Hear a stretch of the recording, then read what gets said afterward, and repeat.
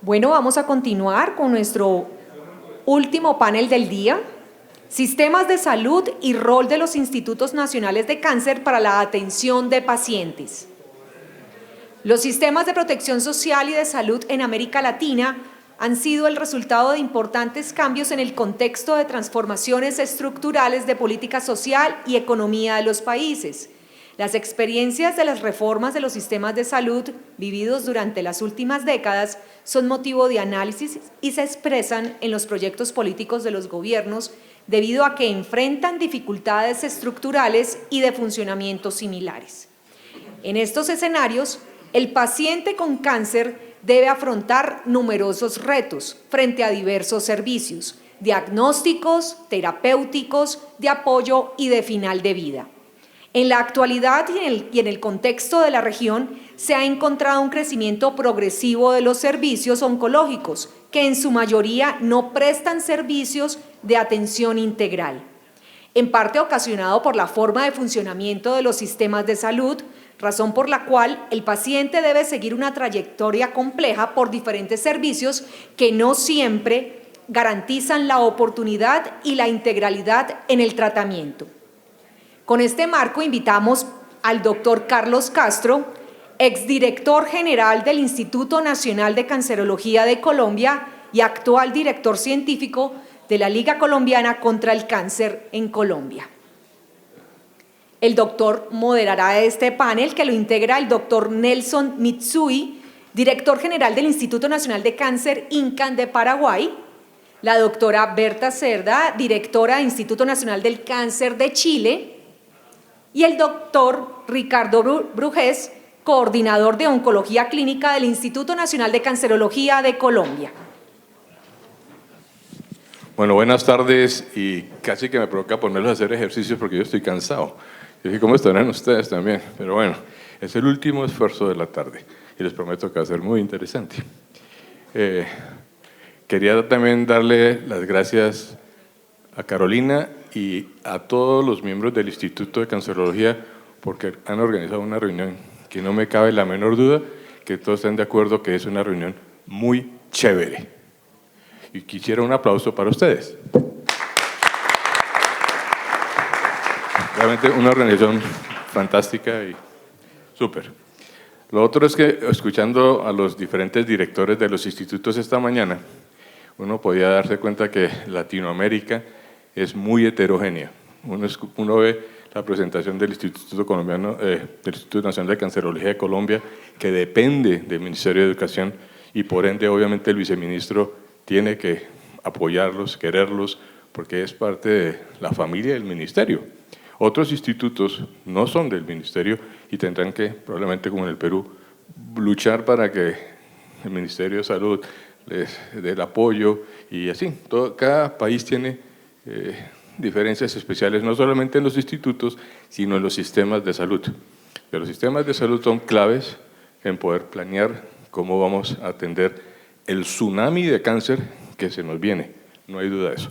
Con el otro agravante, que también lo quería mencionar y que tiene que ver ya con el tema que van a desarrollar, es que cada vez hay más cáncer por 1000 razones, cada vez es más costoso tratar cáncer y estamos enfrentados a la innovación que viene también rauda y veloz con moléculas que son maravillosas, no hay duda que hemos visto respuestas en pulmón, en melanoma que antes no veíamos, pero que cuestan uno o los 2 ojos probablemente. Entonces, esas son consideraciones que todos los que tienen la responsabilidad de orientar a los gobiernos van a tener que tener en cuenta. Dicho eso, quería el último comentario. Colombia, que tenemos un excelente Instituto Nacional de Cancerología, institución en la cual Raúl, Carlos, yo y todos los que hemos pasado por allá, ese instituto se le mete a uno en el ventrículo izquierdo y de ahí no sale. Entonces uno quiere al instituto por siempre. Yo siento, y es importante compartirlo, en Colombia el 85% de los servicios de oncología están en manos de privados, no son públicos. Son los oncólogos privados que organizan sus unidades y hacen su oncología bien, pero no son entidades públicas. Entonces, en nuestro país, el 80-90% de la oncología la ejercen colegas cirujanos, radioterapeutas y oncólogos clínicos que son privados, particulares. Y eso tiene connotaciones. Dicho eso,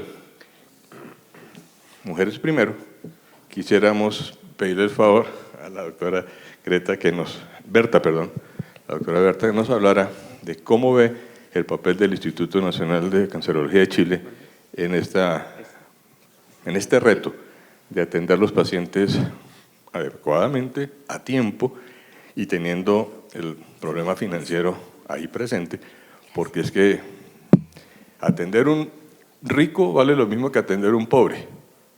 En Colombia los ricos exigen más que los pobres, curiosamente, y a veces el sistema comienza a hacer un subsidio a la riqueza, que me mortifica un poquito, pero eso es la realidad. Entonces, Berta, ¿cómo hacemos para solucionar este galimatías que tenemos? Bueno, yo creo que nosotros como país tenemos más problemas que muchos otros acá. Veamos, la presentación se va a desarrollar de la siguiente forma. Primero les voy a mostrar cuál es la estructura de salud de Chile, que es fundamental para entender dónde estamos nosotros, ¿ya? Bueno, como ese es el resumen de la cartera de salud de Chile. El Ministerio de Salud tiene dos subsecretarías, la Salud Pública y Redes Asistenciales. Y el Ministerio de Salud es normativo para salud pública y privada. Es importante que ustedes sepan que el 80% de los chilenos se atiende en la salud pública y es la población de menores ingresos y con mayor determinantes sociales, ¿ya? O sea, es la población que nos sale más cara. Bueno, la Subsecretaría de Salud Pública es normativa y la normativa se hace realidad en el territorio a través de las Secretarías Regionales Ministeriales de Salud, las Seremías, que son 28 en el país. El Ministerio tiene además la Subsecretaría de Redes Asistenciales, que es la parte operativa de la normativa. Y el subsecretario se entiende con los directores de servicios de salud. Los servicios de salud son 25 en el país y son los directores de los servicios de salud los que tienen que organizar el área geográfica de su territorio para entregar las prestaciones de salud a los ciudadanos. Y se organiza en establecimientos de atención primaria, establecimientos hospitalarios de baja y mediana complejidad y establecimientos hospitalarios autogestionados en red o de alta complejidad, y ahí caben los institutos. Ahí estamos nosotros. Imagínense lo lejos que estamos del ministro, ¿ya? Por otro lado, el Ministerio nos regula con el Instituto de Salud Pública, que hace la vigilancia epidemiológica y es centro de referencia de los laboratorios de microbiología, bacteriología, bromatología, es el que aprueba las drogas que ingresan al país, los bioequivalentes, todo ese tipo de actividades. Y además fiscaliza a los mismos laboratorios. Además de ser centro de referencia, es fiscalizador.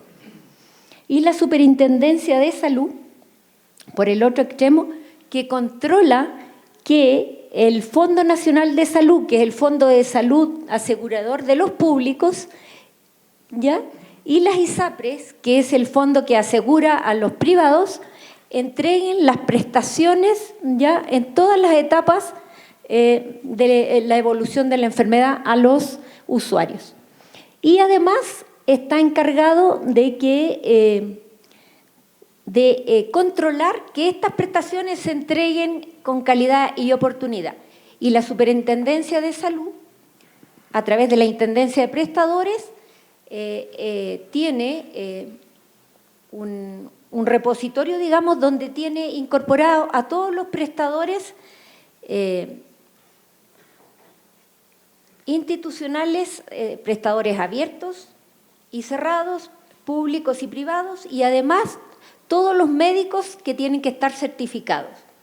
Eso lo exige la última reforma a la salud, entonces, que las prestaciones tienen que ser entregadas por establecimientos acreditados y profesionales certificados. Además, el Ministerio tiene una Central Nacional de Abastecimiento que se llama CENABAS, cuyo objetivo es la compra centralizada de los medicamentos para hacer economía de escala y traspasarlo a los hospitales públicos. Entonces, como ven, estamos muy lejos del ministro y ahí estamos nosotros, ahí está el logo. En relación a la organización de la red, ahí. Bueno, como les decía, cada director de servicio organiza los servicios de salud en el área territorial con niveles de baja complejidad, que son de alta cobertura y baja complejidad, y está representado por todos los dispositivos de la atención primaria. Un nivel medio de atención secundaria de mediana complejidad, que agrupa entonces hospitales de nivel primario y secundario. Y los de alta complejidad de atención terciaria, donde están los hospitales denominados autogestionados en red. A ese nivel se ubica el instituto. Bueno, en paralelo a esta lógica de atención de red, también hay una red oncológica que va de gradualidad creciente. En la próxima lo vamos a ver mejor. Y esa es nuestra red asistencial nacional en cáncer. Esto es la red pública que atiende al 80% de la población. Y tenemos 25 centros en el país, ya 12 centros integrales que hacen cirugía, todo lo que es diagnóstico de tapificación y como terapia cirugía, hematología y oncología médica. ¿Ya? Hay 10 centros parciales que le falta o tumores sólidos o hematología. Hay 3 centros en desarrollo que son los rojos y hay 5 centros en el país que tienen radioterapia y en total tenemos 15 aceleradores lineales y el instituto es el que concentra la mayor cantidad, que está ahí en Santiago, el primero de arriba, concentra 5 aceleradores lineales de baja energía y tiene técnicas especiales. Todos dan tecnología 3D, conformacional 3D, y nosotros tenemos IMRT y BIMAT. Y solamente hay un centro de niños y 2 centros en el país que otorgan la prestación de trasplante de médula ósea.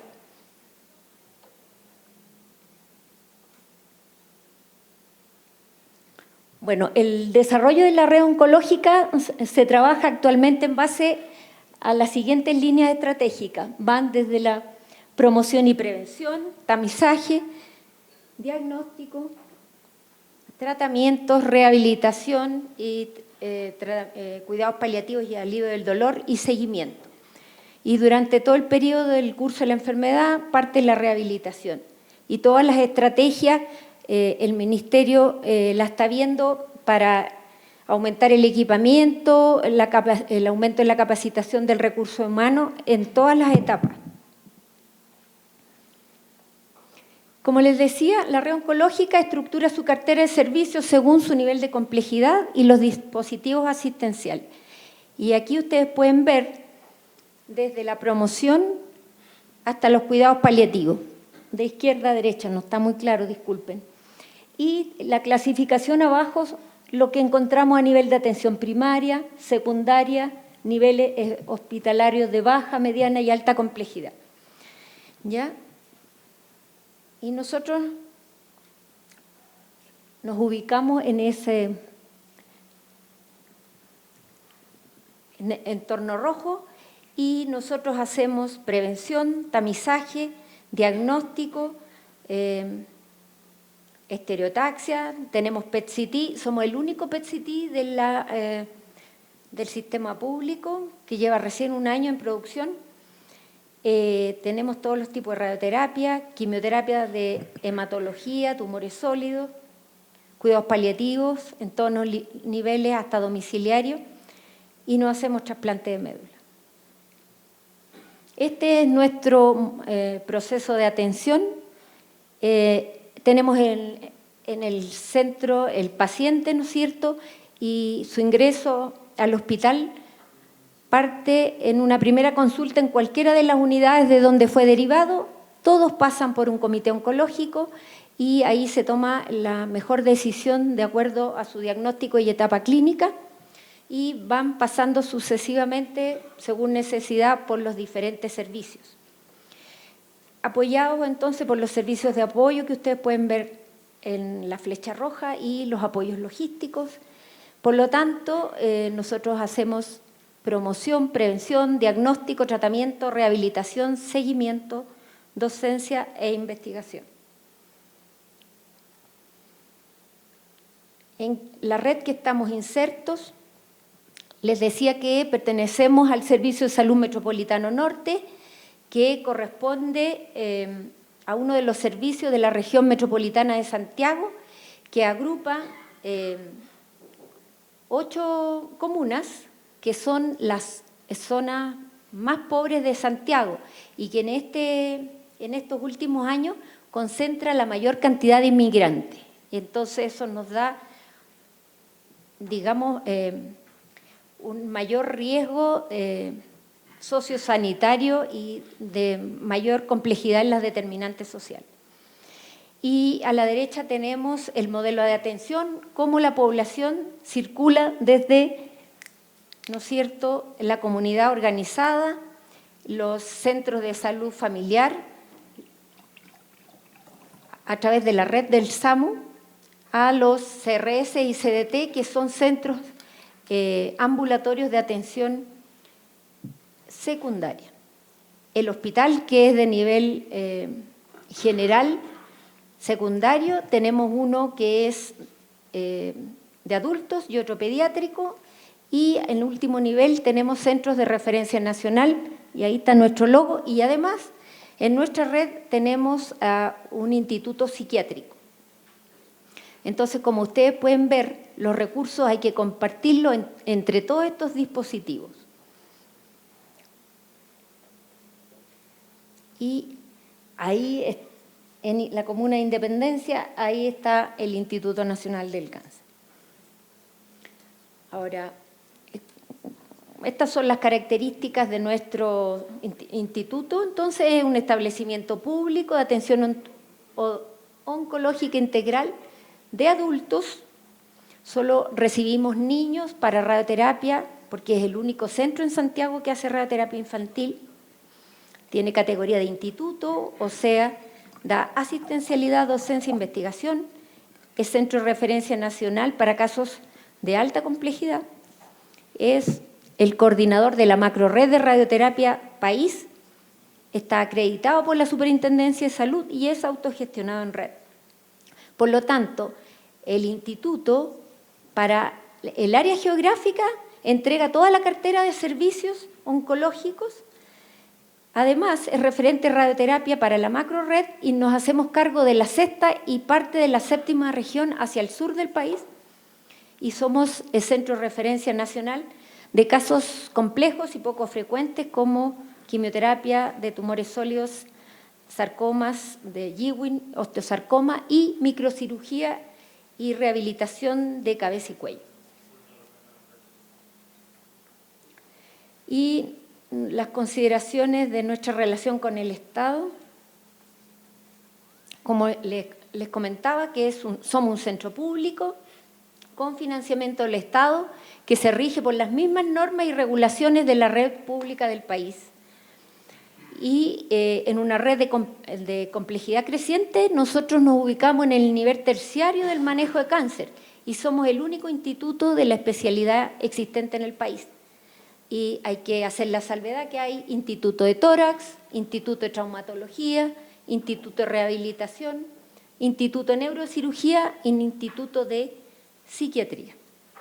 Y se financia principalmente por un presupuesto vinculado a la producción. Nosotros negociamos, antes que cierre el año, un presupuesto según lo que hemos producido el año anterior.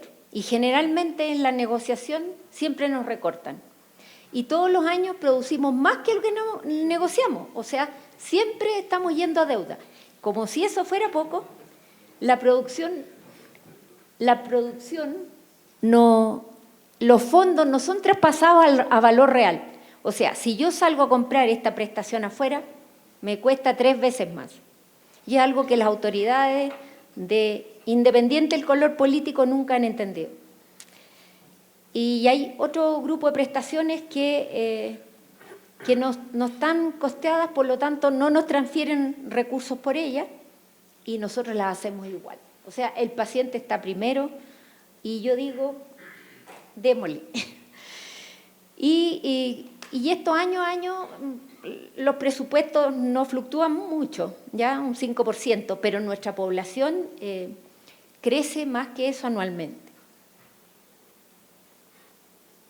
En la actualidad se está discutiendo en el país una ley de cáncer que, aunque no se ha definido cómo se resolverán los nodos de financiamiento, nosotros como institución hemos participado en varias comisiones de trabajo, ¿ya? Y lo que hasta aquí se ha logrado es que se incorporaron prestaciones de alto costo para los beneficiarios de FONASA. Pero estamos recién partiendo con la entrega, así que tenemos una rémora importante de pacientes ansiosos por recibir sus tratamientos. La ley propiamente tal está en trámite, ¿ya? Pero en paralelo está implementándose el Plan Nacional de Cáncer para el periodo 2018-2028. Y en el contexto de este plan se considera una inversión en 5 centros de mayor complejidad para la resolución de cáncer del país, que van de Arica a Punta Arenas y donde se considera que nosotros seremos el centro más complejo. Los 5 ejes de este plan del cáncer van en la línea de lo que hemos comentado aquí, ¿ya? Promoción, educación y prevención, entrega de prestaciones para tratamiento de cáncer y cuidados paliativos en forma oportuna, mejoramiento de la red, ahí se ven los 5 centros, ¿no es cierto?, mejora de los registros y fiscalización y control del uso de los recursos. Dentro del marco del plan de cáncer y porque nosotros sufrimos una pérdida importante de nuestra infraestructura después del terremoto del 2010, donde nos construyeron un hospital modular parcial que no recuperó ni la mitad de lo perdido, terminamos de trabajar un proyecto de preinversión hospitalaria para nuestro instituto. Y ese fue aprobado por el Ministerio de Desarrollo Social y ahí se nos considera que vamos a ser el centro de referencia de cáncer más importante del país. Ellos acogieron en nuestros 3 ejes estratégicos: asistencial, docente, investigador, centrado en el aumento de la sobrevida y calidad de vida de nuestros pacientes, y viene considerado aumento de recursos para infraestructura para las áreas entonces de investigación, docencia, tanto en equipamiento, infraestructura y recursos humanos, lo cual nos alegra mucho. Y esperamos que la autoridad defina la localización este año para licitar el próximo y dentro de 6 años tener un nuevo instituto. Ahora,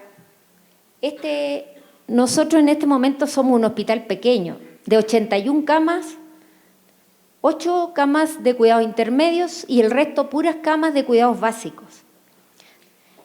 Vamos a pasar a 249 camas, de 5 aceleradores pasaríamos a 11, de 3 pabellones a 13, de 18 sillones de quimioambulatoria a 28 más 9 camas de procedimientos en hospitalización de día y de 12.000 metros cuadrados a 73.000 de superficie total. Y el Ministerio espera de nosotros fortalecer nuestro rol como referente de radioterapia. Se van a implementar el resto de las técnicas especiales que no tenemos. Vamos a ampliar nuestra cartera de servicio. Por ejemplo, vamos a incorporar todo lo que es la cirugía traumatológica de tumores y de tórax que no tenemos, y apoyo de cirugía vascular para este tipo de cirugías tan complejas. Se espera que nosotros seamos el tercer centro de trasplante de médula ósea del país para adultos, y seguiremos siendo centro de referencia nacional para las cirugías complejas y cabeza y cuello, porque son pocos casos. Lo mismo que la referencia para osteosarcoma, sarcoma y sarcoma de Ewing. Y vamos a fortalecer el abordaje integral de nuestros pacientes ya desde la prehabilitación hasta la rehabilitación.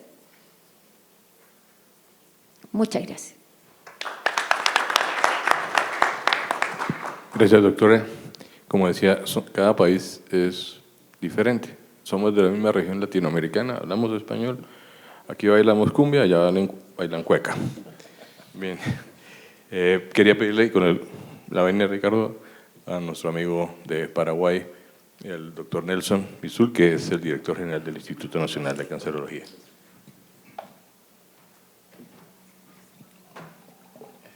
Sí.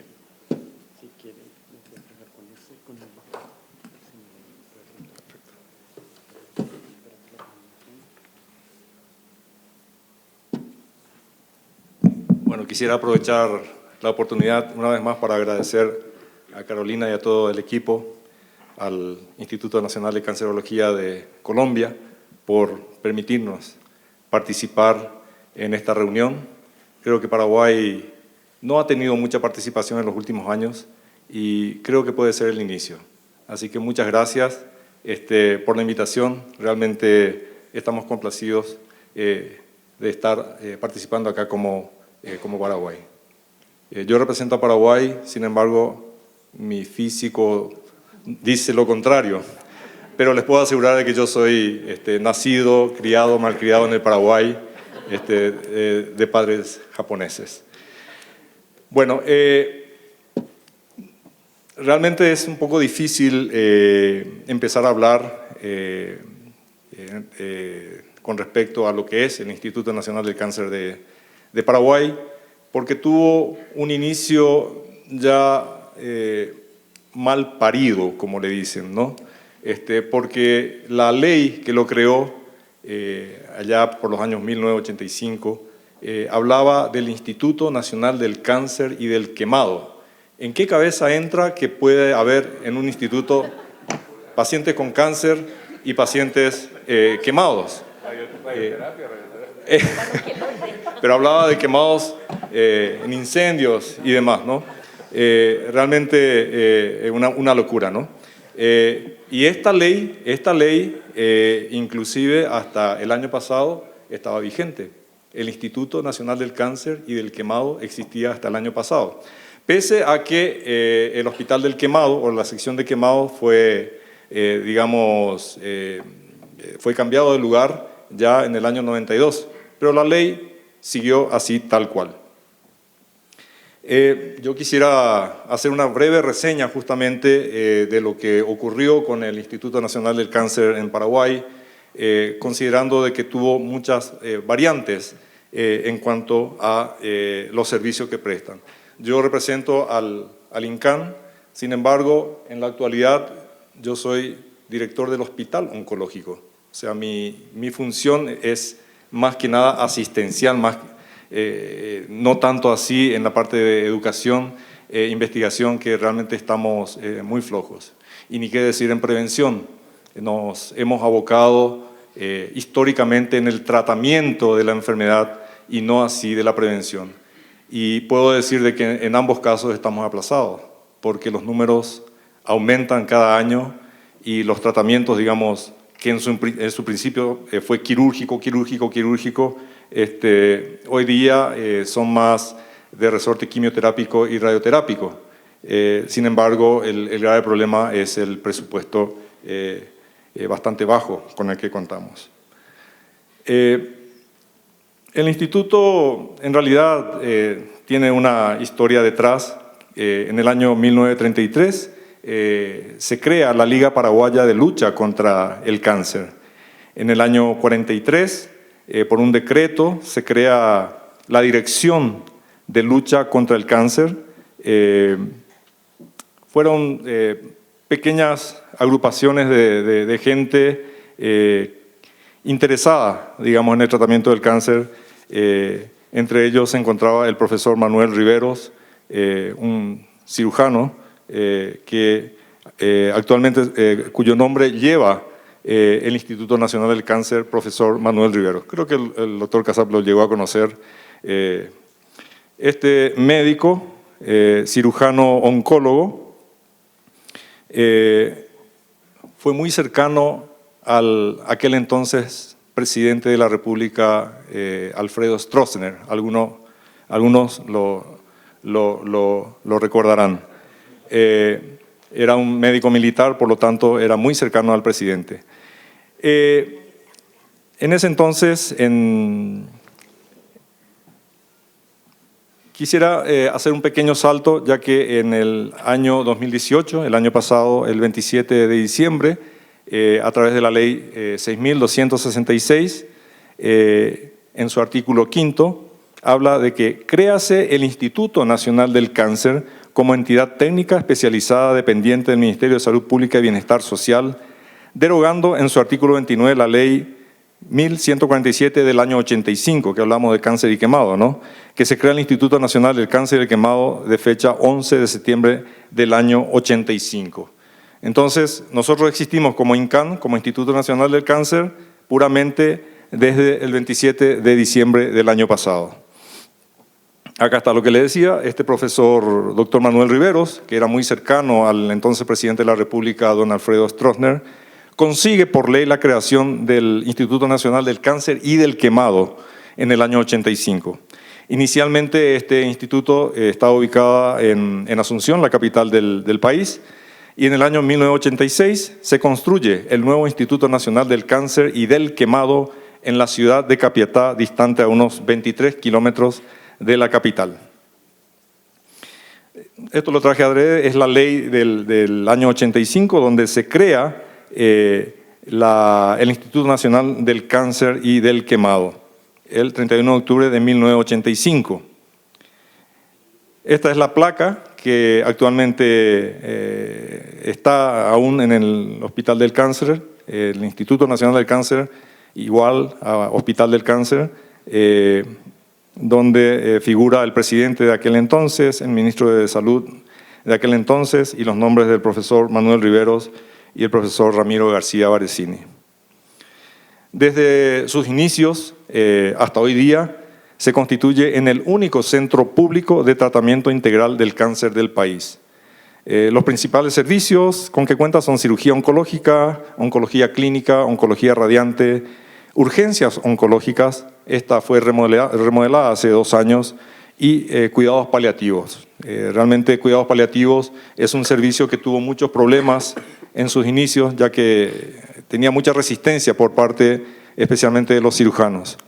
Sin embargo, luego de mucho batallar, fue creado este servicio. Esta es la nueva ley de la que le hablaba, es la ley de atención integral a las personas con cáncer, y quiero mencionar también el apoyo que hemos recibido de la UICC a través del City Cancer Challenge, que está trabajando hoy día en Asunción para la creación de esta ley. Fue una ley que fue trabajada más de 1 año y muchos miembros del City Cancer Challenge estuvo involucrada. En su artículo 5 habla de la creación del INCAN como entidad técnica especializada dependiente del Ministerio de Salud Pública y Bienestar Social y que tiene las siguientes funciones en esta ley.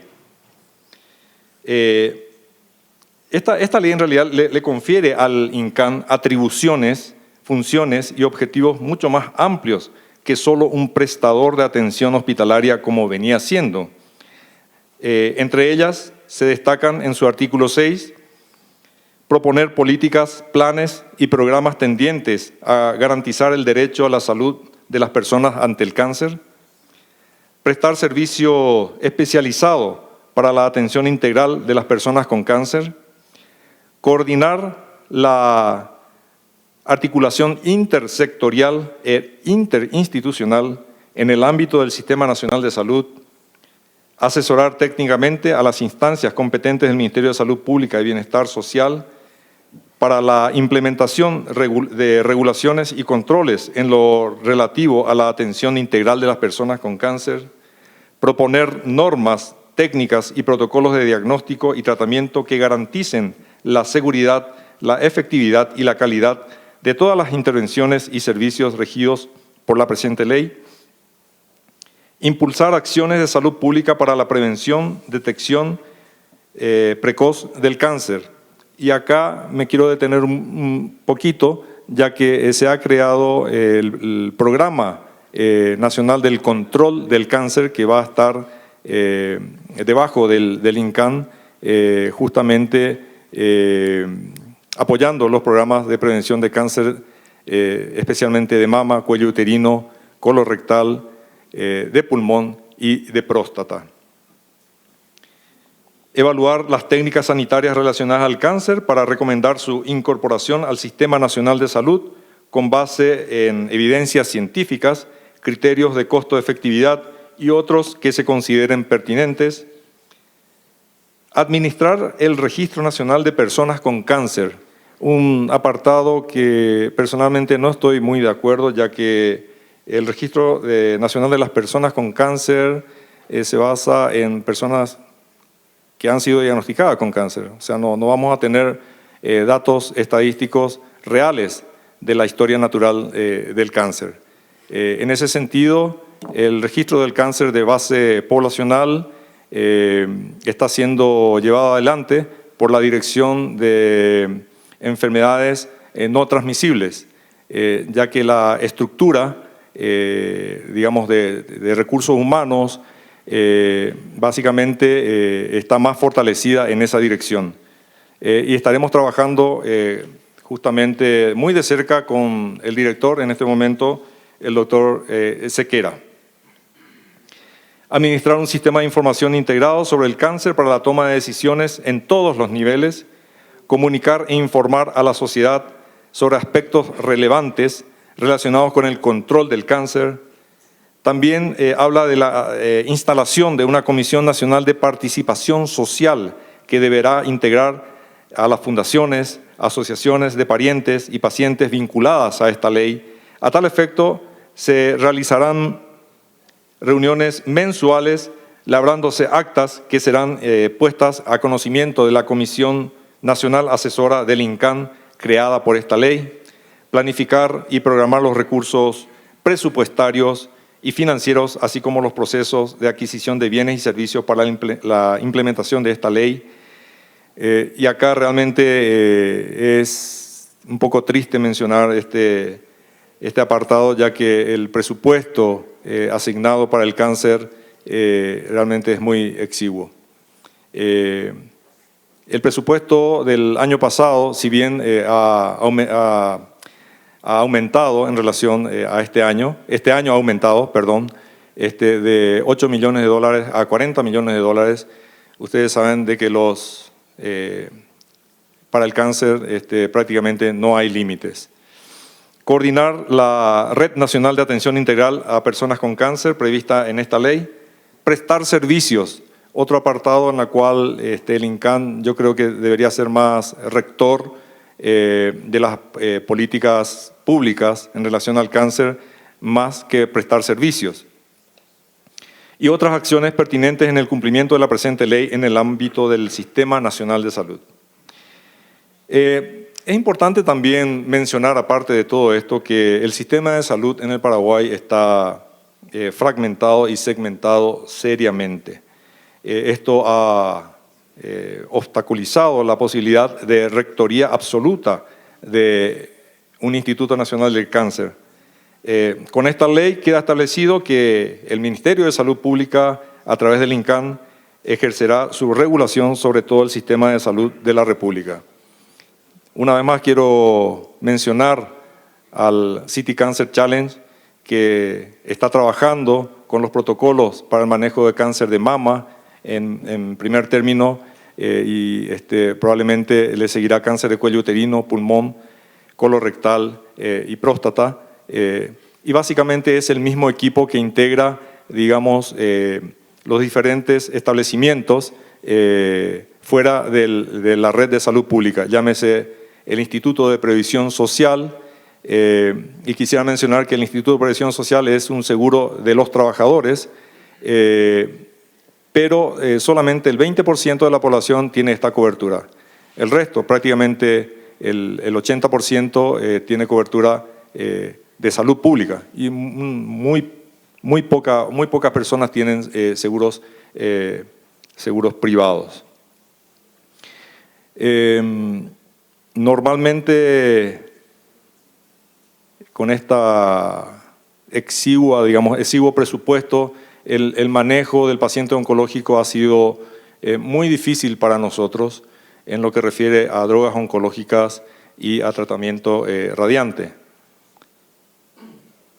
Gracias, no sé si decir gracias, pero por la aparición de algunas enfermedades oncológicas en algunos legisladores de mi país, algunos han abierto los ojos sobre la necesidad de la creación de esta ley. Sin embargo, la gente más pudiente, en general, la gente, los políticos y los grandes empresarios de mi país, viajan al sirio-libanés de San Pablo para hacerse su tratamiento. Y un ejemplo claro es el expresidente Lugo, que estuvo con un linfoma y en vez de hacerse tratamiento en el Paraguay, se hizo en el Brasil. Sin desmeritar, obviamente, ninguno de los servicios, pero no es buen ejemplo lo que hizo este presidente. Bueno, dicho todo esto, que sería el marco histórico y legal del INCAN en el Paraguay, los años entrantes suponen grandes desafíos, siendo a corto plazo, y yo creo que el más importante es el desprendimiento del INCAN del Hospital del Cáncer y la reglamentación de la citada ley que garantiza la atención integral y de calidad a todos los pacientes oncológicos. Actualmente, si bien la ley está promulgada, se está trabajando con las reglamentaciones para los decretos que el presidente de la República deberá refrendar con su firma probablemente en las próximas semanas.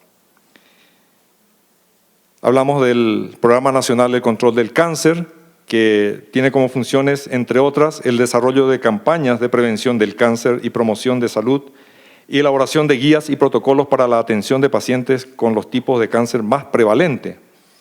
La Red Nacional de Atención a las Personas con Cáncer para la integración funcional de las instituciones del Sistema Nacional de Salud en todo el territorio nacional, con el propósito de desarrollar actividades relativas al acceso oportuno y de calidad a servicios de atención integral al cáncer.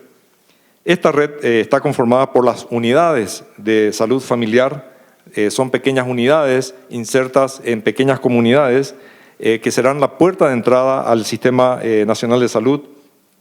En estos lugares básicamente se realizan prevención primaria y secundaria y los diferentes centros hospitales y de mayor complejidad donde se realizan atención quirúrgica, oncología clínica y por último los de más alto nivel que contarán con servicios de alta complejidad, radioterapia, medicina nuclear y biología molecular, etc. Quiero mencionar de que el único acelerador lineal de la red de salud pública se encuentra en el INCAN para 7 millones de habitantes. Sin contar los servicios privados. Los servicios privados tienen como 4 aceleradores, todos concentrados en la capital. Ningún acelerador cuenta el interior del país, ni las principales ciudades cabeceras. También es importante destacar que tenemos planes tendientes a fortalecer los cuidados paliativos a nivel de atención primaria de la salud. En esta administración de este nuevo ministro, que hace un año que está ejerciendo, realmente está poniendo mucho énfasis en relación a los cuidados paliativos y a la prevención. Todos estos servicios serán coordinados y regulados por el INCAN, asegurando así trabajar sobre una misma línea de atención, optimizando en la referencia y contrarreferencia de pacientes y seguimiento de los mismos. Las otras redes de servicios de salud de mi país, llámese Universidad Nacional, Hospital de Clínicas, Instituto de Previsión Social, el Hospital Militar, el Hospital de Policía, cada uno tiene su protocolo de tratamiento y lo que quiere hacer en este momento el Ministerio es unificar estos protocolos y seguir una misma línea de tratamiento. Por todo lo expuesto, nuestros grandes desafíos encuentran esperanza en la reciente ley que hemos mencionado, donde se expresa este sistema cooperador y la rectoría del INCAN. Sin embargo, nuestra mayor lucha será a nivel económico, dependientes de un presupuesto que sabemos nunca es suficiente en cáncer. Lastimosamente a esta ley no la ha acompañado otro proyecto de ley. Hemos sufrido un revés hace unas cuantas semanas ante la negativa por parte del Parlamento en tratar la suba del impuesto selectivo al tabaco y al alcohol. El Paraguay tiene una de las tasas impositivas al tabaco más baja del mundo, 18%. Creo que Uruguay y otros países anda por los 70%. Y no se ha tratado este proyecto de ley. Estos impuestos realmente estábamos esperanzados en que podrían suponer con su recaudación un ingreso importante para la sustentabilidad de este plan. En relación a los recursos monetarios, el artículo 23 habla de la creación de un fondo solidario para la atención integral de las personas con cáncer y que está integrada por los siguientes recursos: contribución del Estado mediante los créditos que le asigna el presupuesto general de la Nación, el 40% del Fondo Nacional de Inversión Pública y Desarrollo, llamado FONACIDE, las donaciones, otra fuente de financiamiento, habla del 25% del impuesto selectivo al consumo del alcohol y 25% al impuesto al tabaco. Y finalmente, otro de los grandes desafíos será de dotar de infraestructura y tecnología a nuestro centro de atención e incorporación de recursos humanos calificados.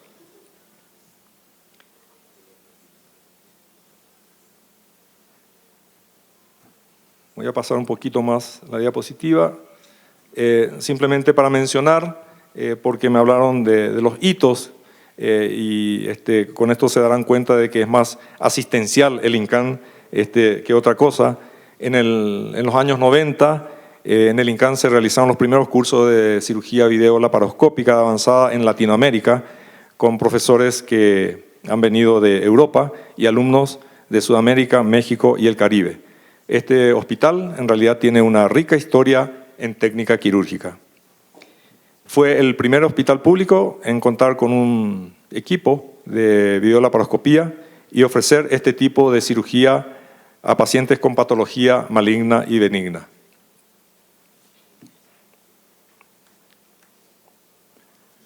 Simplemente para mostrar esto, en el año 96, uno de los primeros cursos de videolaparoscopía que se ha hecho en el INCAN. En octubre del año 2015 se condujo aquí la primera hepatectomía, que es la extirpación del lóbulo izquierdo del hígado a un paciente con diagnóstico de cáncer de colon con metástasis en el hígado por vía laparoscópica. Fue la primera en el país. Esta es de una publicación del Ministerio de Salud Pública, donde habla que por primera vez en un sector público se ha realizado la resección de un cáncer de cabeza de páncreas, una operación de Whipple. Una operación que duró 5 horas totalmente por laparoscopía. El equipo quirúrgico de jóvenes médicos formados en Europa. Las relaciones con el Ministerio de Salud Pública, bueno, yo creo que esto mañana lo podríamos hablar, pero el INCAN depende directamente del Ministerio de Salud Pública y esta del Estado. De esta manera, administrativamente, presupuestalmente, etcétera, etcétera, dependemos 100% de lo que el Ministerio de Salud Pública decida. Y bueno, finalmente hay un proyecto de contar con un registro poblacional del cáncer que no es motivo de esta charla, así que muchas gracias por su atención.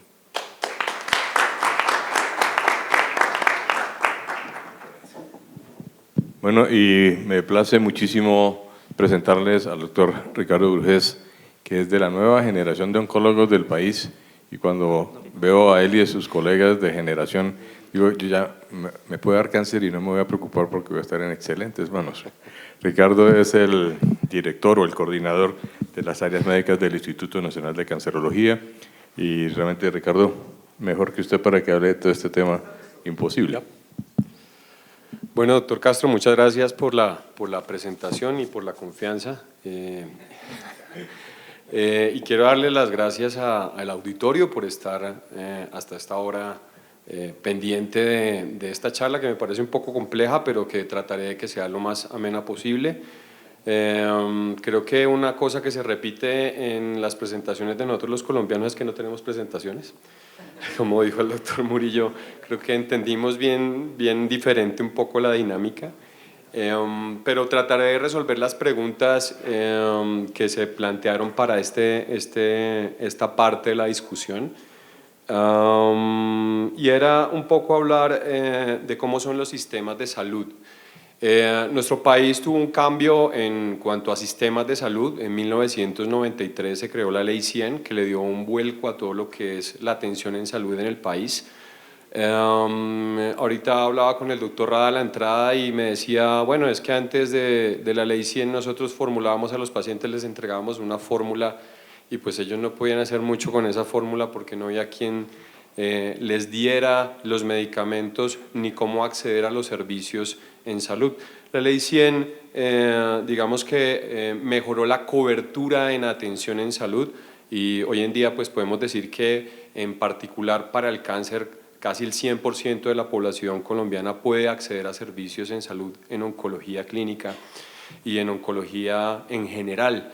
La Ley 100 básicamente, que es como se basa la atención en nuestro país, el Sistema General de Seguridad Social en Salud, establece dos modelos de atención o dos formas de regímenes de atención en salud. Una en la cual los trabajadores, aquellos que somos empleados o trabajadores independientes, cotizan al sistema de seguridad social en salud de forma permanente, mensualmente una parte de su salario, y son beneficiarios de esos trabajadores su núcleo familiar. Y tenemos otro régimen que es el régimen subsidiado, en el cual se encuentra la población vulnerable. Dentro de esa población vulnerable tenemos desplazados por la violencia, niños desamparados o la gente más pobre del país que no tiene cómo costearse su sistema de salud. Todos los que pertenecemos al Sistema General de Seguridad Social en Salud en el país nos tenemos que afiliar a unas entidades promotoras de salud que se encargan de manejar esos recursos en salud que se les da a través del Estado mensualmente a través de una forma de pago que ha denominado el Estado como las UPC, y a través de las diferentes UPC y a través de los diferentes afiliados que tienen las diferentes entidades promotoras de salud es como se financian y hacen las contrataciones con la red de servicios prestadoras de salud, que para el caso de nuestro país se llaman IPS, instituciones prestadoras de salud. ¿Cómo se hace la contratación entre una EPS y una IPS? Se hace a través de el mercado de libre demanda y oferta, es decir, una EPS puede contratar con una IPS diferentes tipos de servicios de salud y la contratación se hace de acuerdo a qué tan beneficioso en el mercado es esa contratación para la EPS con respecto a lo que ofrece la IPS. Si ustedes se dan cuenta, lo que les estoy diciendo es que lo que se contrata son la prestación de servicios en salud, es decir, que yo puedo fragmentar la atención y la prestación del servicio de salud que yo quiero. En el caso del cáncer, esto fue, digamos que, importante en la generación, como decía el doctor Castro, de muchas unidades de atención en oncología privadas. Porque pues, si lo que yo necesitaba era que se me brindara un servicio en particular y sobre ese servicio estaba pagando, pues montaba, por ejemplo, una unidad de oncología que se dedicara a colocarle a los pacientes fármacos de quimioterapia, pero pues digamos que esa unidad de oncología no estaba necesariamente obligada a prestar el servicio de radioterapia, porque la unidad de radioterapia podía ser contratada por otra institución en particular. Esa fragmentación de la prestación de los servicios en salud hizo que los pacientes tuviesen que acceder a varios tipos de instituciones para lograr que en su tratamiento de la enfermedad se lograra el control específico de su patología y se dicotomizó la atención en salud. De tal forma que no necesariamente una misma institución prestaba toda la atención del paciente en el transcurso de su enfermedad oncológica. Esto ha llevado y llevó a que pues, la calidad en la atención de los servicios en salud no fuera la mejor, porque si nos acordamos lo que se estaba propugnando era una relación estrictamente comercial, en donde la contratación se hacía en términos de relación de oferta y demanda. Entonces, muchas veces se contrataban servicios no por la calidad del servicio, sino por qué tan barato era el servicio para prestarse.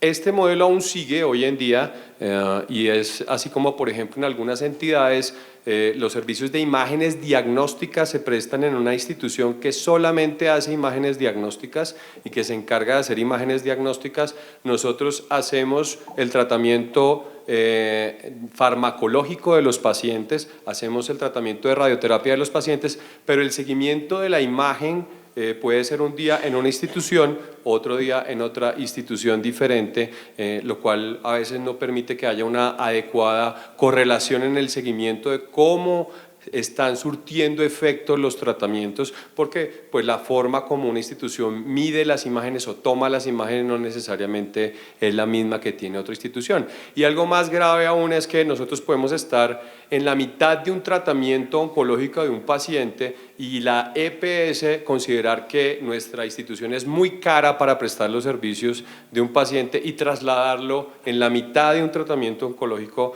a otra IPS que ellos consideren que puede ser mucho más costo efectiva para el pagador. Eso ha hecho que tengamos muchos problemas en garantizar que la atención que se hace a los pacientes sea la más apropiada en este sentido. Y fue eso lo que llevó, como decía anteriormente el doctor Mitsui, a que algunos congresistas que tuvieron que afrontar la enfermedad, en particular la doctora Sandra Ceballos, trabajaran muy fuertemente en una ley que se promulgó en el 2010, la ley 1384, que trataba de que esa fragmentación en la atención de los pacientes se llevara a lo mínimo posible y que se crearan unidades funcionales de atención integral del tratamiento del paciente con cáncer, en donde ojalá se pudiese prestar una red de atención integrada o una institución que garantizara de forma conjunta toda la atención y que no se fragmentara la prestación del servicio en salud. Y hemos venido trabajando en los últimos años en crear unidades funcionales del cáncer en donde tratemos de hacer un abordaje mucho más integral a la atención, crear redes de prestación de servicios donde los pacientes reciban de forma integral su tratamiento y que no tengan que migrar a otras instituciones o que no tengan que migrar a otras ciudades, porque incluso en ese grado de complejidad llegó nuestra atención en salud en el país. Otro problema que se aborda hoy en día en nuestro país es todo lo que tiene que ver con los sistemas de integración vertical. Si yo soy un asegurador y tengo el dinero que me da el Estado para que contrate con diferentes instituciones, ¿Por qué debo de contratar con diferentes instituciones si yo puedo con esos dineros crear mis propias instituciones y de esa forma yo asegurar cómo determino el gasto que se hace en la intervención y no contratar con otras instituciones diferentes a las mías? Entonces, eso puede afectar muy probablemente cómo se prestan los servicios en salud en instituciones que no tienen la capacidad de tener ese proceso de integración vertical. Las IPS no podemos afiliar pacientes, simplemente dependemos de los contratos que nos dan las EPS para tratar las enfermedades de los pacientes oncológicos. Entonces, cada vez vemos en el país que hay más modelos en los cuales las EPS crean sus propias instituciones que se encargan de la atención de los pacientes y excluyen a hospitales públicos o excluyen a otras instituciones que no tienen un sistema de aseguramiento donde ellos son los que manejan la atención de los pacientes. Lo que hemos venido trabajando en instituciones como el Instituto Nacional de Cancerología es en crear conciencia de la necesidad del manejo integral del paciente, en no ver el paciente con cáncer como un paciente que puede prestársele diferentes servicios, sino como un paciente que tiene una enfermedad y que esa enfermedad necesita un abordaje multidisciplinario, una atención que sea permanentemente dirigida a las diferentes complicaciones que se van dando en el entendimiento de cómo debe tratarse la enfermedad y crear la conciencia de la atención multidisciplinaria que es necesaria para el abordaje de los pacientes con esta enfermedad. Algo que ha venido trabajando el Ministerio y que creo que es el enfoque hacia las nuevas prácticas en atención es evaluar la calidad de los servicios en salud. Hemos dado una cobertura de casi el 100%. Hoy en día los pacientes con cáncer pueden en algún momento acceder a alguna institución que va a prestar los servicios en salud, pero lo que tenemos que empezar a mirar es ese servicio de salud que se presta, con qué calidad se presta y qué tanto de lo que nosotros invertimos en recursos en atención de los pacientes realmente tiene un beneficio que sea realmente verificable o que podamos nosotros dar fe de que esos recursos que se invierten realmente son apropiados para mejorar las condiciones de salud de los pacientes con cáncer.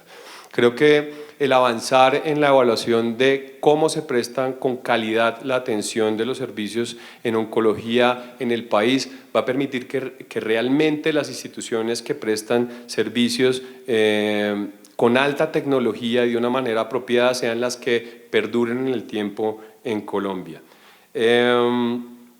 La otra pregunta tiene que ver cómo los institutos nacionales para la atención del cáncer van a hacer el abordaje en el manejo de los pacientes hacia el futuro o cómo sería la atención en este momento. Nosotros como EPS, como una IPS que depende del Estado, pues no tenemos ninguna ventaja adicional en la contratación o en cómo se dan las contrataciones para nuestros pacientes con las diferentes EPS y tenemos que salir a hacer el mercadeo de nuestros servicios en salud como lo hace cualquier IPS, por ejemplo, del régimen privado o las IPS privadas, en donde pues, el funcionamiento y las estrategias de comercialización y de atención a veces son mucho más agresivas en la contratación con las diferentes EPS que tiene el país. Yo creo que uno de los retos que tiene el Instituto Nacional de Cancerología es poder brindar y reinventarse en cómo brinda una atención que sea cada vez más diferencial, construir todo lo que tiene que ver con manejo de patologías de alta complejidad. Cada vez nosotros tendremos muchos más pacientes, mucho más complejos de tratar, y el instituto tiene que estar en esa línea de poder asumir ese desafío que va a ser el manejar los pacientes que probablemente otras instituciones no quieran tratar, pero que nosotros con la tecnología, el desarrollo del talento humano y la investigación podamos asumir. El instituto tiene que invertir mucho más en investigación, tiene que asumir muchos más modelos de investigación que permitan que los pacientes tengan mayores oportunidades para tratarse en una red de atención pública diferente a lo que le pueden dar los prestadores privados, y el instituto tiene que crecer también en la modalidad de atención y mostrar paquetes de atención que sean cada vez más atractivos a entidades promotoras de salud que tienen el régimen contributivo. La mayoría de nuestros pacientes son del régimen subsidiado. Estamos en una zona en donde inicialmente el instituto nació, es la zona central de la ciudad, que cada vez se hizo menos atractiva para que los pacientes vayan allá, pero si nos descentralizamos de esa zona, si salimos y tenemos otra sede, es probable que nosotros podamos atender población que sea más atractiva para nuestra institución. Lo otro que tiene que hacer el instituto es tratar de hacer más convenios con entidades territoriales que tengan difícil acceso para traer sus pacientes a ciudades cabeceras donde puedan ser atendidos, en donde por programas de telemedicina, como veíamos esta mañana, nosotros podamos hacer el asesoramiento para el diagnóstico y para el tratamiento de esos pacientes que tienen limitaciones de acceso a las cabeceras municipales. Creo que el instituto se ha venido reinventando en los últimos 80 años. Cada año es difícil para el instituto competir con otras instituciones privadas que tienen más recursos, pero creo que el desafío permanente y que ha demostrado que está a la altura del instituto es crear nuevas formas en las cuales se hace más atractivo la contratación para atender de forma integral y garantizar calidad en la atención de nuestros pacientes. Muchas gracias, Ricardo. Bien, nos quedan por reloj 2 minutos. Señora directora, usted me dirá si violamos ese reglamento y si hay más preguntas, pues les damos tiempo, ¿le parece? La jefe dijo que sí. Preguntas del auditorio. Doctor. Efectivamente, doctor Castro, es un tema apasionante el que ha tocado, y sí, y creo que la explicación que ha dado el doctor, no sé si pronuncio bien su apellido, Bruges, perdón, Bruges, es realmente, vamos, por primera vez he entendido bastante mejor el modelo colombiano, y es bastante, el modelo de atención pública me refiero, en los servicios de salud, y es bastante interesante. Vamos, el 100% de la población, entiendo, está cubierta por un sistema de salud, y por lo tanto estos casos están bien registrados. Y aclaró una de las preguntas que yo venía haciéndome sobre la calidad de atención de los servicios, y lo ha mencionado.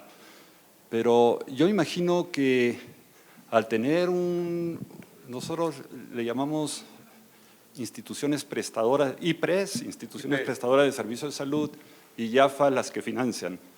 Me confundí un poco cuando mencionaba las dos, pero me imagino que el tema del seguimiento, de la evaluación de los tratamientos, de la supervivencia de los pacientes bajo un modelo así registrado por las, ¿cómo dijo? Las que financian las aseguradoras, gracias. Pues debe haber una valiosa información que deben tener ustedes ahí registrada. Sin duda, una preocupación para mí sería eso, la calidad de atención que ofrecemos, quién regula eso, qué ente es el ente regulador de los tratamientos adecuados, la lógica de los medicamentos de alto costo, y el tema, finalmente, gran problema en el Perú, de accesibilidad y oportunidad de la población. No sé si podría concretar con alguna de estas preguntas. Bueno, hace algunos años se creó en el país la cuenta de alto costo, como decía la doctora Biesner, había como una… las EPS tenían problemas en quedarse con los pacientes con cáncer, en la medida en que algunas aseguradoras fueron no efectivas en su modelo económico, pues quebraron, y muchas de esas aseguradoras tuvieron que ceder sus pacientes a otras aseguradoras, pero pues las otras aseguradoras no querían quedarse con pacientes que representaban muy alto costo. Entonces, lo que se trató de crear fue que de alguna forma las aseguradoras que quedaban se quedaran más o menos con una proporción justa de los pacientes con cáncer que dejaban las demás. Y la cuenta de alto costo trató de recaudar información, o está tratando de recaudar información de cómo es la atención y cuánto se invierte en la atención en los diferentes parámetros en cáncer, es decir, mide por patologías cómo es la oportunidad en atención, cómo es la oportunidad en diagnóstico y en tratamiento, y cuáles tecnologías son las que se están implementando en las diferentes patologías en salud. Tiene pues dificultades en el registro, porque pues el registro depende de lo que nosotros como médicos e instituciones registramos, pero es el esfuerzo que se está haciendo para medir cuál es el impacto económico que puede tener la prestación del servicio de salud. En cuanto a cómo se hace la evaluación del seguimiento de las tecnologías por las aseguradoras, pues digamos que a mi forma de ver es muy precario, ¿sí? Creo que el sistema tiene una gran barrera, y es la aprobación de los medicamentos. Es decir, hay una gran evaluación de cómo ingresan las tecnologías al país hoy en día, en donde se trata de ver qué estudios tienen y cómo podría beneficiar la población hoy en día en Colombia. Pero una vez que ingresan las tecnologías en el país, cómo el asegurador evalúa eficientemente que esas tecnologías se estén dando de una forma adecuada y que realmente se estén dando en la indicación que se hicieron, y que realmente el paciente se esté beneficiando de esa indicación de una forma permanente, me parece que está todavía muy cruda. Es decir, nosotros podemos dar una tecnología, pero como le decía anteriormente, la mejor forma de evaluar a veces las tecnologías que damos, sobre todo la quimioterapia, la inmunoterapia y los tratamientos target, a veces es por seguimientos imagenológicos, y cuando a un prestador le parece mucho más barato pagar un TAC que es más barato en una institución y no hacer un seguimiento adecuado de la enfermedad para saber si lo que está dando está surtiendo efecto o no, pues el seguimiento de la tecnología que está pagando, pues probablemente no sea la más apropiada. No sé cuál era la otra pregunta que me hacía. Supervivencia. Estamos trabajando en algunas instituciones en evaluar qué tanto de lo que hacemos realmente impacta en supervivencia, es decir, cómo el manejo de la enfermedad realmente de lo que estamos haciendo logra homologarse a estándares de tratamiento internacional, pero en eso realmente apenas estamos empezando. Hay instituciones y en mi institución, por ejemplo, en la unidad funcional de cáncer de mama, tenemos ya data de lo que estamos haciendo en los últimos 5 años en neoadyuvancia en cáncer de mama, y nuestros parámetros de respuesta patológica completa y de supervivencia libre de progresión y de supervivencia global están en el estándar internacional, y es la data que tenemos ahora, que es la que estamos construyendo a partir de las unidades multidisciplinarias, de esas unidades funcionales que tenemos en la institución. Pero esa data de supervivencia en el país, de cómo se comporta la enfermedad a largo plazo por las intervenciones que tenemos, todavía no la tenemos construida adecuadamente. ¿Alguna otra pregunta? Si no hay, yo quería… Sí, Raúl, porque iba a hacerle una pregunta a Eduardo. Y es que hubo un trabajo que hizo The Economist, salió creo que a comienzos de este año, acerca de una evaluación de 28 países que se llama el Cancer Preparedness Index, de la cual tú participaste porque por ahí vi tu nombre. ¿Tienes algún comentario de esto o te cojo, como dicen ahí, con los pantalones abajo? ¿Y tú te refieres al de América Latina? Sí. Bueno, yo en principio tengo una visión de los artículos de The Economist. Los artículos de The Economist son requeridos y pagos por una entidad. A veces son compañías farmacéuticas.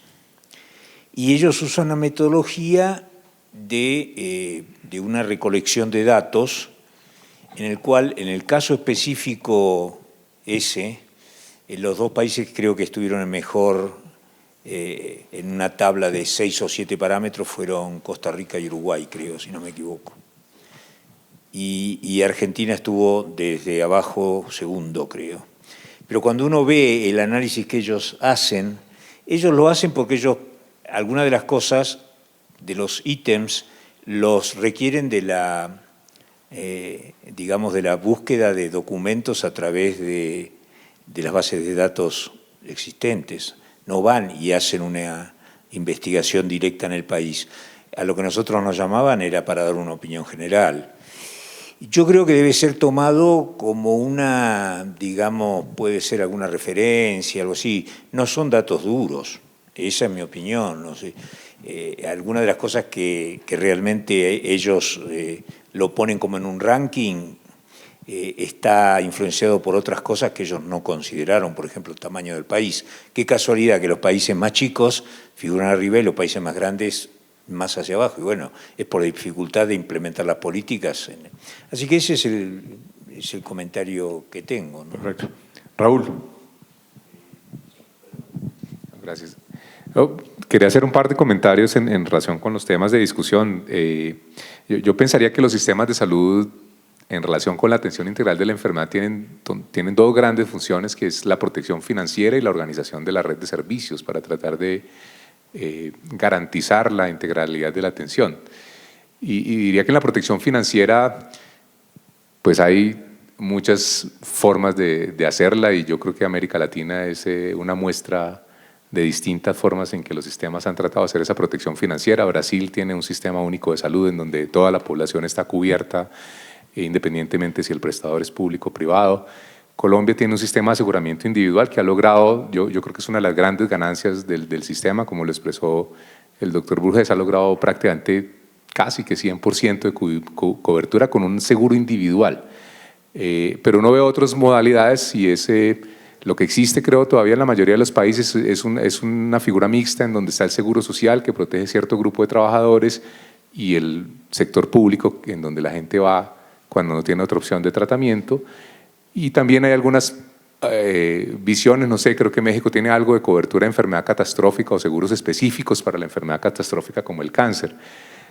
Yo tendría la visión de que probablemente los seguros individuales, si no hay un sistema tan fuerte como el de Brasil, quizás funcionen mejor en la protección financiera, pero pues yo no soy un experto en ese tema. El otro tema que me parece bien importante para una región como América Latina es el tema de la organización o de la reglamentación de la red de servicios, porque es que hay, digamos que hay una tensión entre la integralidad de la atención y el acceso a los servicios. O sea, pensar en países como Argentina, ¿cierto?, que tiene el norte, Jujuy, cercano a Bolivia, y pensarse cerca de la Patagonia, pues, o sea, es difícil cubrir eso. Pensar en Colombia o Brasil con la Amazonía, y cómo hago para cubrir la Amazonía y a la vez cubrir Chocó y a la vez cubrir La Guajira y a la vez cubrir Bogotá, es un tema bastante complejo. Nosotros tratamos de hacer una apuesta con el tema de unidades de cáncer por tipo de tumor, entendiendo que probablemente en algunas regiones se pudieran organizar esas unidades de cáncer de una manera diferente, pero que no todos los tipos de tumor deberían ser atendidos en todas partes, lo cual no ha sido un concepto fácil de implementar dentro del sistema de atención del país. A lo que hago referencia es, por ejemplo, Cáncer de mama, seguramente debe haber atención en la mayoría de regiones del país, que es una enfermedad altamente prevalente. Pero si uno piensa en cáncer pediátrico, no tiene sentido que todos los centros de cáncer traten de atender cáncer pediátrico, porque van a tener un volumen tan pequeño que realmente la experticia y la calidad de la atención va a ser muy deficitaria. O si uno piensa en tumores neuroendocrinos, o si piensa en sarcomas, o si atendiéndolos en cada unidad de cáncer que existe en el país, probablemente no sea la mejor forma de atenderlos. Entonces yo pienso que es un reto particular poder organizar esa red de servicios de manera que atienda la integralidad versus el acceso a la atención. Y finalmente quería comentar, yo creo que también el papel de los institutos, pues definitivamente es distinto en los países en donde el instituto es cabeza de una red pública de atención, pues puede jugar un papel mucho más fuerte en reglamentar. Este país lo tuvo en el año 70, creo que tuvimos un Plan Nacional de Cáncer que era liderado desde el Instituto Nacional de Cancerología, pero con el cambio de la ley que expresó Ricardo, pues el instituto entró a ser un actor más dentro del mercado de servicios y se vuelve un papel diferente. Pero creo que ahí hay cosas que pueden ser comunes independientemente de eso. Creo que la generación de guías ajustadas a la realidad del país es una herramienta importante para favorecer la integralidad de la atención. Tenemos mucha tendencia a adoptar guías. Bueno, aquí tenemos casi todos los recursos para atender a los pacientes, pero otros países no los tienen y creo que los institutos de cáncer en ese papel de generar guías son muy importantes. Creo que el otro tema que pudiera ser muy importante en favorecer esa integralidad es generar información acerca de la dinámica de los servicios. En ese sentido, por eso nosotros también tratamos en algún momento de proponer una línea de investigación en servicios oncológicos y el instituto ha producido información que ha sido relevante para el país. Ha develado cómo, lo que expresó el doctor Burgés, o sea, cómo en un momento dado el país explotó en servicios oncológicos que no tenían conexión y nosotros hicimos publicaciones al respecto, el instituto hizo publicaciones al respecto mostrándole al país que esta cosa iba mal y que había que corregir de alguna forma el rumbo. Hace un par de años creo que volvieron a hacer una publicación sobre la situación y la dinámica de los servicios en el país. Creo que otra foto exactamente de la situación y creo que esas fotos de la situación son también un papel importante que pudieran jugar los institutos de cáncer para favorecer una dinámica de atención mejor. Carlos Vicente. Gracias. No, otra cosa muy importante que ha estado sucediendo es, primero, que lo que tú dijiste, va a venir un tsunami muy importante porque ya tenemos las proyecciones de los números de las ocurrencias de cáncer que van a venir, ¿no?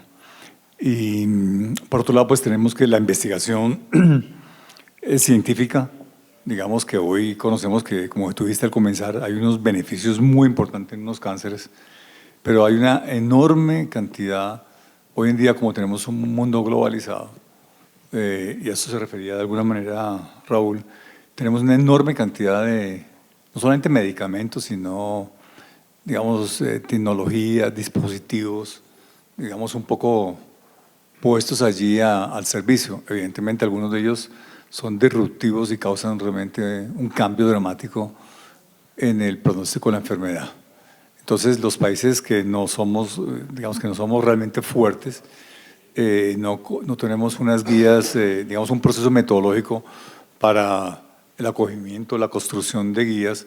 Entonces hay unos grandes intereses, unos fuertes intereses, digamos que es normal, o sea, la industria farmacéutica, digamos, es una industria legal, ¿cierto? Que hace todo un proceso en el cual algunas veces se participa en esos procesos de investigación y una vez que sale al mercado, digamos, somos un poquito o bastante arrollados y evidentemente se ha mencionado constantemente en esta tarde que los recursos no son finitos, por más fuerte que sea los sistemas de salud. Para el caso de Colombia y muchos otros países vemos como nos han tomado las estrategias o las decisiones para afrontar esa situación y vemos que los sistemas de salud, los pacientes, respecto a continuidad, acceso, pues tienen dificultades. Yo creo que es una realidad que hay que resolverlo. Esa es una discusión desde el principio con Luis se dio en los primeros, Luis Santini se dio en los primeros momentos de que había que tratar de hacer una compra inclusive latinoamericana de medicamentos, bueno, tantas estas cosas, pero es un tema realmente muy complejo para cada país y evidentemente se vuelve complejísimo pues para la región y tratar de hacer esfuerzos conjuntos es muy complejo. Gracias, Carlos. ¿Hay alguna otra pregunta? Si no, por cuestión de tiempo, además todos están cansados. yo solamente, se nos quedan en el tintero muchísimos temas. La verdad que esto da para que nos den varias sesiones más. No hablamos de la autonomía médica, que ahorita es un tema bastante interesante en Colombia, la autonomía médica, la ley estatutaria de salud que convierte la salud en un derecho fundamental en Colombia. La salud es un derecho fundamental y eso tiene implicaciones legales de muchas cosas. La tutela, que es una figura que muy pocos países conocen qué es la tutela, pero que aquí transformó completamente todo. Así que se quedan muchos temas en el tintero. Eso es interesante porque, Carolina, puedes ir pensando en organizar otro congreso. Así que a todos ustedes, muchas gracias por aguantar toda la tarde, todo el día. Estuvieron muy juiciosos, ninguno se paró, ninguno se fue para el cuarto. Estoy aterrado de lo juiciosos que han sido estos colegas, por Dios. Así que un aplauso para todos ustedes.